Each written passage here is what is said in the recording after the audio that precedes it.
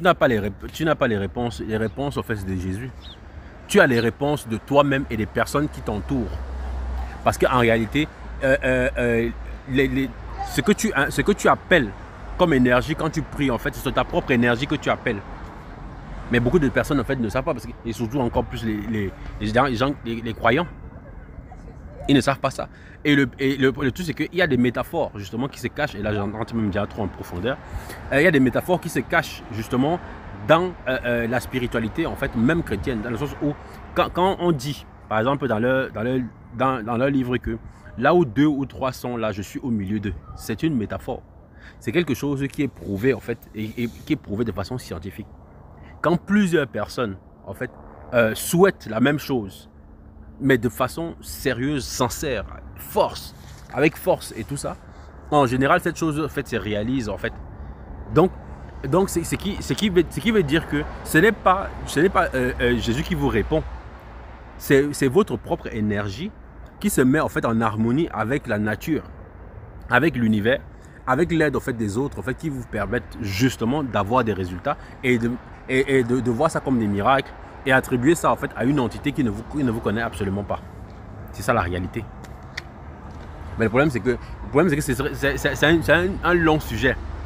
C'est un long sujet.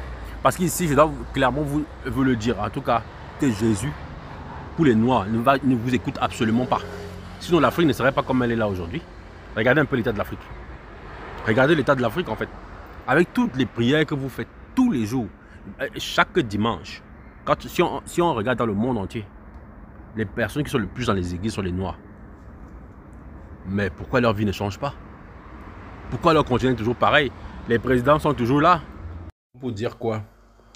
Comme pour dire que la plupart des gens, parce que je connais des gens autour de moi que je connais, qui sont dans les religions et consorts, quand ils viennent me voir, ils me disent non, on a prié pour quelqu'un, il y a eu des situations, machin, je dis toujours que ça n'a rien à voir avec Jésus. C'est votre force à vous, la force que vous avez. C'est celle-là justement qui a permis en fait de trouver une solution en fait à la personne pour laquelle vous avez prié.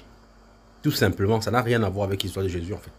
Parce que vous auriez mis la même énergie pour prier au nom peut-être même de, je sais pas, d'un bout de bois. Le résultat aurait été le même. Vous pouvez essayer et on verra. Parce que beaucoup de personnes en fait sont des personnes en fait, en général qui ont des chances dans leur vie. Ont beaucoup c'est-à-dire qu'ils ont des choses qu'ils sont capables de faire, de réaliser et tout ça.